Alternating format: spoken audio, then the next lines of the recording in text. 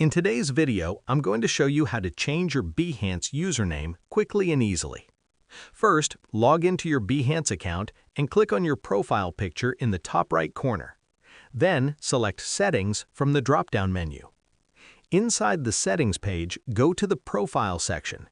Here, you'll see your current username and an option to edit it. Here, you might see an option named Behance URL. Click the Edit field to make changes. Enter your new desired username. Make sure it's unique, professional, and reflects your personal or brand identity. Once you're satisfied, click Save to apply the changes. Behance will update your username and it will now be reflected across your profile, projects, and links.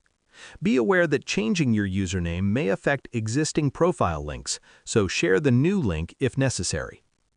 And that's it! You've successfully updated your Behance username. If you found this video helpful, make sure to like and subscribe for more Behance and design tutorials.